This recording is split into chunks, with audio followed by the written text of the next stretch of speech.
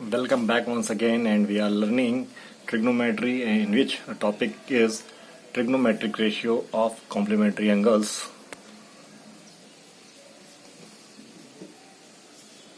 Trigonometric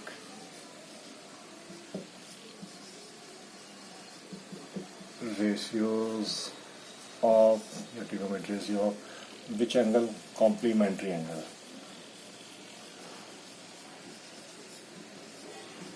ये हमारा topic है और हमको पता है कॉम्प्लीमेंट्री एंगल क्या होते हैं। अगर एंगल ए और एंगल बी का हम सम ले लें, ये 90 डिग्री आता है, तो ये क्या हो जाएंगे? Angle A and angle B are said to be complementary to each other. Complementary to each other. अब हम इसका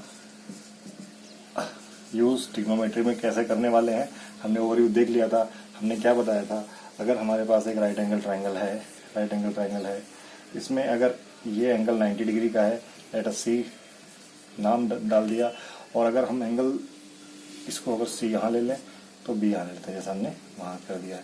तो अगर एंगल बी को हम थीटा ले लेते हैं तो हमको एंगल ए, ये हम लास्ट वीडियो में सीख चुके थे, 90 माइनस थीटा हो जाएगा, ये हम सीख चुके थे। इसका मतलब क्या था कि अगर मैं साइन बी निकालता हूँ तो साइन बी मेरे पास क्या आएगा? साइन बी के सामने वाली साइड और हाइपोटेन्यूज। और मैं अगर कॉस ए निकालता हूँ तो क्या आएगा? ए के साथ वाली साइड ए सी और hypotenuse A B.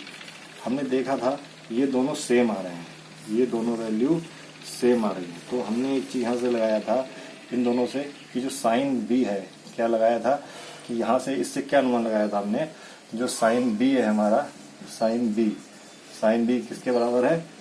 Cos A के बराबर है, कॉस ए के बराबर है। ये कैसे हो गया?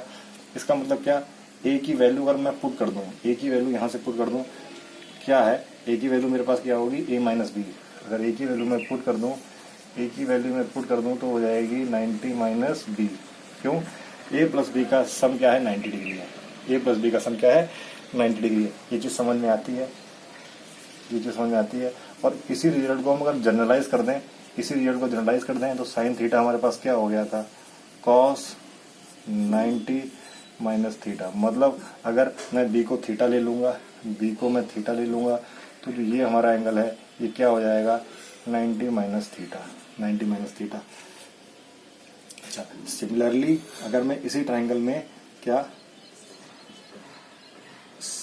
कॉस ए निकालता, जैसे मैंने साइन बी निकाला था, मैं अभी यहाँ पे अगर कॉस बी निकालूं तो कॉस बी क्या आ रहा था?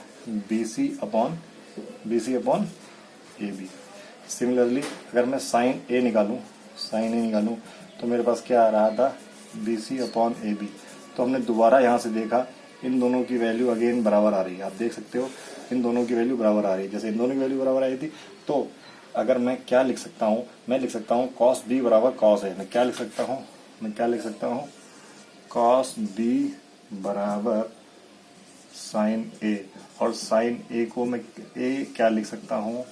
90 माइनस बी।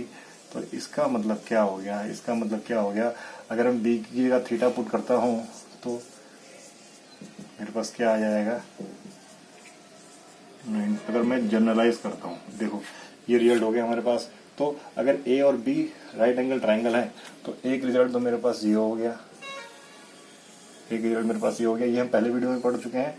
और एक रिजल्ट मेरे पास ये हो गया। दो रिजल्ट मेरे पास हो चुके हैं। अच्छा, दो रिजल्ट मेरे पास हो चुके हैं। अगर मैं tan ए निकालता हूँ, tan बी निकालता हूँ, तब क्या कंडीशन आती है, जो कि हमने नहीं पढ़ा था, ये तो हम पहले वीडियो में भी पढ़ चुके थे। अगर मैं tan ए निकालता हूँ, देखो अगर मैं tan ए क्या होता है? अपोजिट साइड, मतलब ए की अपोजिट साइड BC और साथ वाली साइड AC। अच्छा, और अगर मैं tan B निकालता हूँ, अगर tan B निकालता हूँ तो tan की अपोजिट साइड क्या है? AC और साथ वाली साइड BC। तो अगर मैं इन दोनों को कंपेयर करता हूँ तो क्या मिलेगा? अगर मैं इन दोनों को कंपेयर करता हूँ, देखो आप, ये उल्टा सीधा आ रहा है,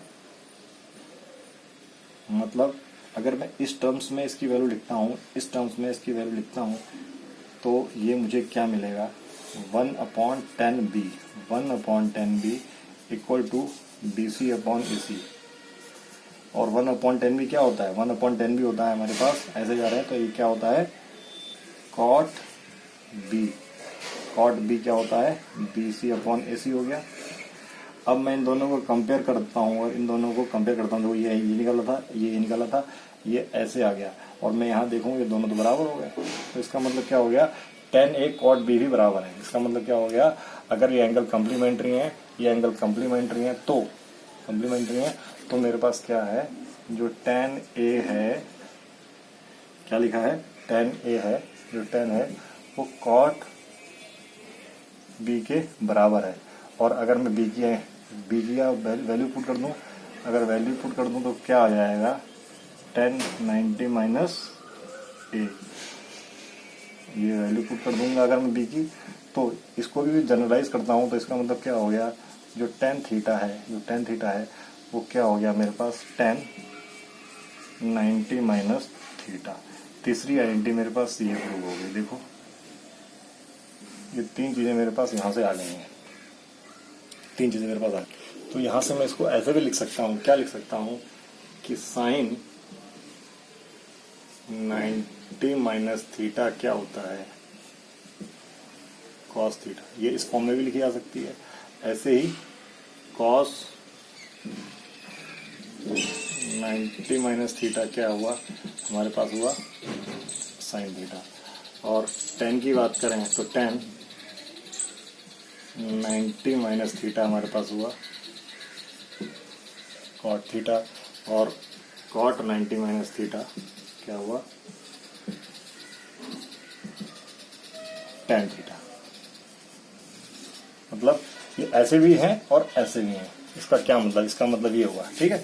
अच्छा, और सिमिलरली अगर मैं इसमें रेसिप्रोकल ले लूं, इसका रेसिप्रोकल ले लूं, फर्स्ट इसका रेसिप्रोकल ले लूं, तो देखो क्या आएगा, रेसिप्रोकल लिया मैंने तो मेरे पास क्या हुआ, 1 साइन 90 माइनस थीटा, इधर क्या हो गया 1 कॉस थीटा। अच्छा, 1/90 माइनस थीटा को क्या लिख सकते हैं, इसको लिख सकते हैं हम लोग कॉसेक 90 माइनस थीटा। ये किसके बराबर आ गया, ये आ गया सेक थीटा के। ये सेक थीटा हो गया और ये कॉसेक थीटा हो गया। भाई 1/sin थीटा क्या होता है, कॉसेक थीटा, और 1/cos थीटा सेक थीटा।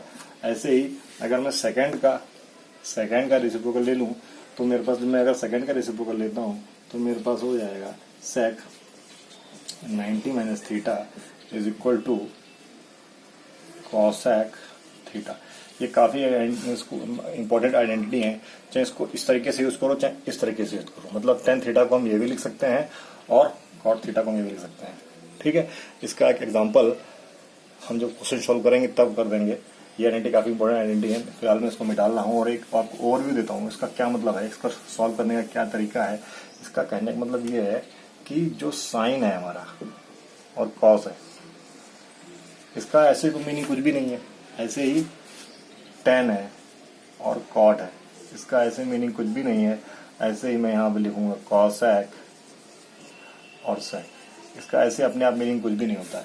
लेकिन अगर मैंने यहाँ पे कोई एंगल पुट कर दिया, यहाँ पे मान के चलो कोई एंगल पुट कर दिया, और ऐसे मैं यहाँ भी कोई एंगल पुट कर सकता हूँ, अपनी मर्जी से कोई एंगल पुट कर दिया, अपनी मर्जी से कोई एंगल पुट कर दिया, तो ओके, अपनी मर्जी से कोई भी एंगल पुट कर दिया, और पुट करने के बाद हो सकता है इसकी वैल्यू कुछ और आएगी, इसकी वैल्यू कुछ और आएगी, इसकी वैल्यू कुछ और आएगी, इसकी वैल्यू कुछ और आएगी।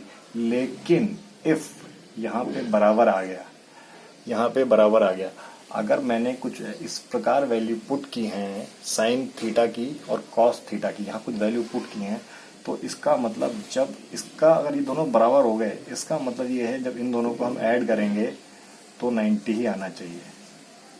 क्या मतलब, अगर मैंने यहाँ पे साइन 30 डिग्री पुट किया है और मैं बोलूँ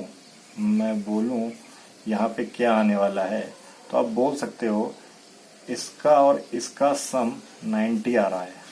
क्या बोल सकते हो, दोबारा से अगर मैं बोलूँ ये दोनों बराबर हैं, ये दोनों बराबर हैं, ये दोनों बराबर हैं, तो ये कब तब बराबर हो सकते हैं जब इसका और इन दोनों का सम क्या आ जाए 90।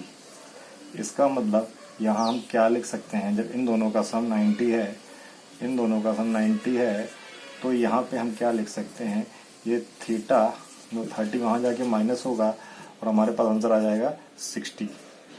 तो सबसे अच्छा तरीका ये है कि आप ये ध्यान रखें, साइन को हम कॉस में कन्वर्ट करते हैं, टेन को हम कॉट में कन्वर्ट करते हैं, कॉसेक को सेक में कन्वर्ट करते हैं।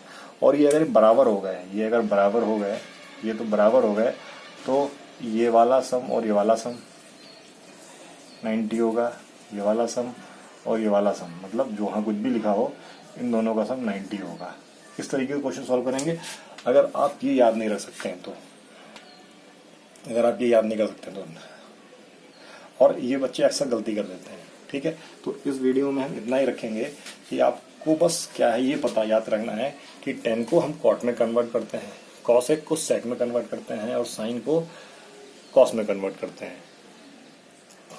और इस ऐसे जब कन्वर्ट करते हैं तो कब, जब ये दोनों एंगल अगर 90 डिग्री के सम बराबर है तो ही। अगर मतलब ये अगर ये साइन लिखा है 45 डिग्री और ये लिखा है कॉस 40 डिग्री, तो इसका मतलब ये साइन बराबर नहीं है, ये बराबर नहीं है, ठीक, ये बराबर नहीं है। लेकिन मैंने क्या लिख दिया, मैंने लिख दिया साइन 50 डिग्री और यहाँ लिख दिया कॉस 40 डिग्री। अच्छा, अब मैं देखूंगा कि ये जो 50 है और ये 40 है, इन दोनों को मैंने ऐड किया और मैंने पाया ये सब 90 हो गया। क्या हो गया, इनका सम 90 हो गया। तो जब 50 और 40 का सम 90 हो गया, इसका मतलब आप बेरोक ठोक स्क्वायर लगा सकते हैं, मतलब इक्वल टू लगा सकते हैं, इक्वल टू लगा सकते हो। ये करने का तरीका इसका ये भी हो सकता है, ये भी हो सकता है कि आप क्या करो, आप कैसे लिखोगे, आप लिखोगे यहाँ पे 40 और 40 को हमने कैसे लिखा 90 माइनस 50 लिख सकते हैं। अच्छा, यहाँ पे क्या था कॉस, यहाँ पे क्या था कॉस, ये हो गया मेरा कॉस 40 हो गया, तो मुझे कॉस यहाँ भी लेना पड़ेगा, कॉस मुझे यहाँ भी लेना पड़ेगा। अब इसका मतलब क्या हुआ, देखो जब मैंने ऐसा किया है, ये कॉस 40 है, ये तो ऐसे ही लिखा रहा। अब मुझे पता है ये 90 माइनस उसकी फॉर्म में आ गया है, तो ये वाला एंगल है, ये एंगल यहाँ पे ऐसे ही आ जाएगा और साइन कॉस में कन्वर्ट हो जाएगा। तो देखो ये चीज यही तो आ गई हमारे पास, यही आ गई। ऐसे ही बेटा, I will try my best to develop your concept slowly, तो don't worry, be with me in coming classes. और देखो कितने प्यार से मैंने धीरे धीरे बताया है। इस पे मैंने, इस छोटे से टॉपिक पे भी मैंने 2 क्लासेस डाली हैं ताकि आपका कॉन्सेप्ट ना गड़बड़ाए, ठीक है। और केवल एक्सरसाइज सॉल्व करने से बेटा कुछ नहीं होता, हो सकता है आपके नंबर भी आ जाए, हो सकता है you will get the numbers, but केवल कॉन्सेप्ट जब तक आपको समझ में नहीं आएगा आपके आंसर कोई मायने नहीं रखते। Hope you have enjoyed the video, be with me in coming classes, और please share, subscribe and like my channel so that I will get motivation and you will get such videos again and again. Bye bye.